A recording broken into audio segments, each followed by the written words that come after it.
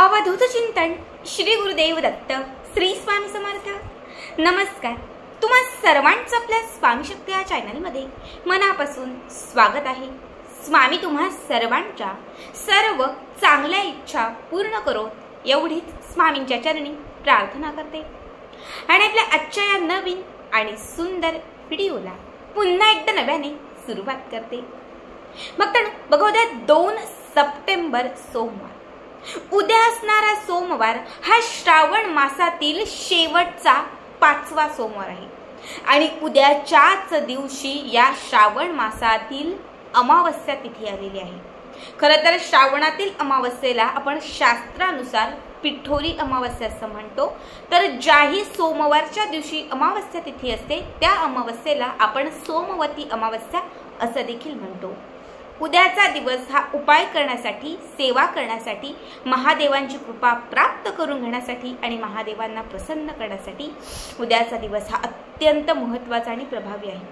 आजच्या व्हिडिओमध्ये मी तुम्हाला उद्या असणाऱ्या या श्रावणातील शेवटच्या सोमवाराचा एक अत्यंत प्रभावी उपाय सांगणार आहे। बघा, उद्याच्या दिवशी आपण उपवास कसा करायचा आहे, उद्याच्या दिवशी महादेवांच्या पिंडीवरती कुठली शिवमुठ अर्पण करायची आहे आणि उद्याच्या दिवशी महादेवांच्या पिंडीवरून आपल्याला कुठली वस्तू आपल्या घरी आणायची आहे, याबद्दलची अत्यंत अचूक, योग्य आणि सविस्तर असणारी माहिती मी तुम्हाला आजच्या व्हिडिओमध्ये सांगणार आहे। व्हिडिओ अत्यंत महत्त्वाचा आहे, त्यामुळे शेवटपर्यंत बघा आणि जे चॅनलवरती नवीन असतील त्यांनी लगेचच आपल्या चॅनलला सबस्क्राईब करा। बघा, दरवर्षी श्रावण मासात 4 सोमवार येतात, मात्र तब्बल 72 वर्षांनी या वर्षी असा योग आला की श्रावणाची जी सुरुवात आहे ही सोमवारपासून झाली। म्हणजे सोमवारचा दिवस आणि श्रावणातील पहिला दिवस दोनही जे योग आहे ते एकाच दिवशी। श्रावण महिन्याची सुरुवात ही सोमवारच्या दिवसापासून झाली, त्यामुळे या वर्षी श्रावण मासामध्ये एकूण 5 सोमवार आले।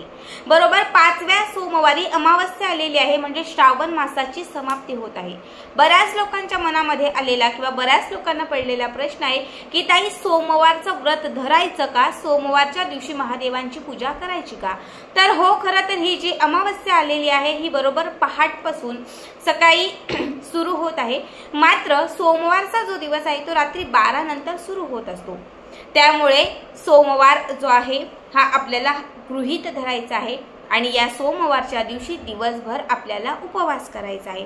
जसं आपण इतर सोमवारच्या दिवशी शिवमुठ अर्पण केलेले आहे, जसं इतर सोमवारच्या दिवशी महादेवांची पूजा केलेली आहे, सेम त्याच पद्धतीने संपूर्ण पूजा, व्रत, वैकल्य, उपासना, आराधना, रुद्राभिषेक हे सगळं काही तुम्हाला करायचं आहे। बघा, ही जी शिवमुठ आहे 5व्या सोमवारची ती सातू या धान्याची आहे। तुम्हाला बाजारामध्ये किंवा मार्केटमध्ये जसं एक गव्हाचं धान्य किंवा एक गव्हाचा प्रकार म्हटला जातो, सेम गव्हासारखंच सातू हे धान्य असतं, जे तुम्हाला बाजारपेठेमध्ये कुठेही मिळून जाईल। आता उद्या ती शिवमुठ असल्यामुळे प्रत्येक दुकानामध्ये ते आवर्जून विकण्यासाठी असतील। फक्त सांगायचं की दादा आम्हाला सातू हे धान्य द्या, ते तुम्हाला देतील। तर तुम्हाला उद्याच्या दिवशी ही जी शिवमुठ आहे ही महादेवांच्या पिंडीवरती अर्पण करायची आहे। ठीक आहे, उद्याच्या दिवशी आपल्याला महादेवांची सेवा करायची आहे, जसं आपण इतर सोमवारच्या दिवशी केलेलं आहे, सगळं काही त्याच पद्धतीने करायचं आहे। फक्त उद्या महादेवांच्या पिंडीवरून तुम्हाला ही एक वस्तू आपल्या घरी आणायची आहे। सगळ्यात पहिले महादेवांच्या पिंडीवरती तुम्हाला दूध, पाणी, पंचामृत हे सगळं जे आहे ते अर्पण करायचं आहे। जसं आपण अभिषेक घालून घेतो सगळं तसं अभिषेक घालून घ्यायचा आहे। त्यानंतर जी शिवमुठ आहे ही शिवमुठ उजव्या हातामध्ये घ्यायची आहे, मनात एक इच्छा धरायची आहे, ओम नमः शिवाय या मंत्राचा जप करायचा आहे आणि ही जी शिवमुठ आहे सातू या धान्याची ती महादेवांच्या पिंडीवरती अर्पण करायची आहे।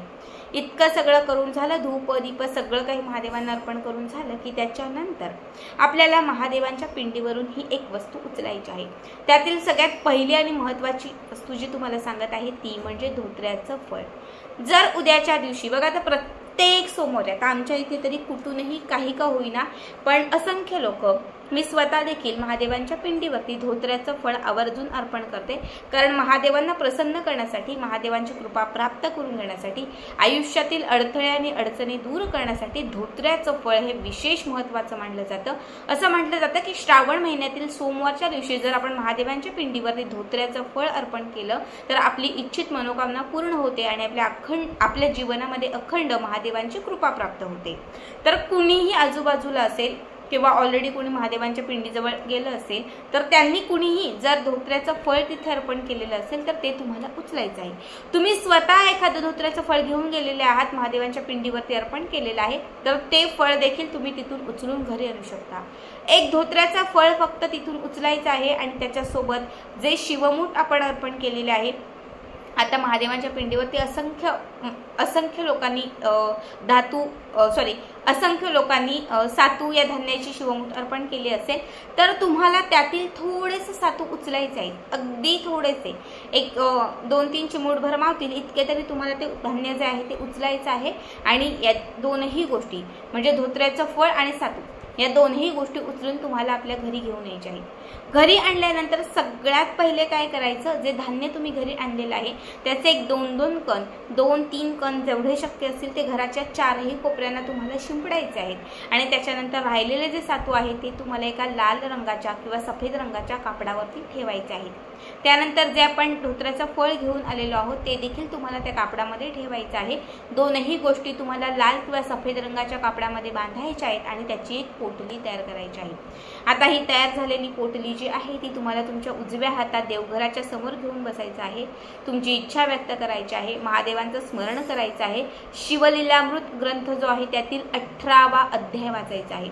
शिवलीलामृत ग्रंथातील 18वा अध्याय वाचणं शक्य नसेल तर तुम्ही फक्त ओम नमः शिवाय, ओम नमः शिवाय, ओम नमः शिवाय, ओम नमः शिवाय या मंत्राचा 108 वेळा जप करायचा आहे आणि त्याच्यानंतर हे धान्य आणि त्याच्यासोबत घेतलेलं हे धोत्र्याचं जे फळ आहे हे अखंड स्वरूपाने आपल्या देवघरामध्ये, तिजोरीमध्ये, घराच्या मुख्य प्रवेशद्वाराला किंवा जिथे जिथे तुमच्या घरातील अत्यंत पवित्र जागा असेल तर त्या ठिकाणी तुम्हाला हे ठेवायचे। हे वर्षभर तुम्ही तुमच्या सोबत किंवा तुमच्या जवळ ठेवू शकता। याने तुमच्या घरातील विघ्न, अडथळे दूर होतील, घरामध्ये नेहमी महादेवांची कृपा राहील, इच्छित मनोकामना पूर्ण होईल, घरामध्ये असणारी नकारात्मक जी शक्ती आहे ती घराच्या बाहेर जाईल। अत्यंत साधा आणि सोपा उपाय आहे बघा। या उपायाने तुमच्या घरामध्ये कधीही गरिबी येणार नाही, कधीही दारिद्र्य राहणार नाही, कारण या एका वस्तूने तुमच्या घराची भरभराट होईल, तुमच्या घरामध्ये महादेवांची कृपा प्राप्त होईल, ज्यामुळे तुमच्या घरातील अडीअडचण, गरिबी आणि दरिद्रता नष्ट होईल। अत्यंत साधा सोपा उपाय आहे। श्रावण महिन्यात असंख्य लोक धोत्र्याचं फळ आपल्या घरामध्ये आणतात, बरेचसे उपाय करतात, मी मागच्या बऱ्याच व्हिडिओमध्ये सांगितलेले आहेत। मात्र जेव्हा महादेवांच्या पिंडीवरून सोमवारच्या दिवशी हे फळ तुम्ही घरी आणता आणि हे फळ जेव्हा तुम्ही तुमच्या घरात स्थापन करताना साक्षात त्या फळामध्ये दिव्य शक्ती राहते, नेहमी महादेवांची कृपा त्या फळामध्ये राहते आणि ही कृपा नेहमीच आपल्याला आपल्या जीवनामध्ये सार्थकी लाभते।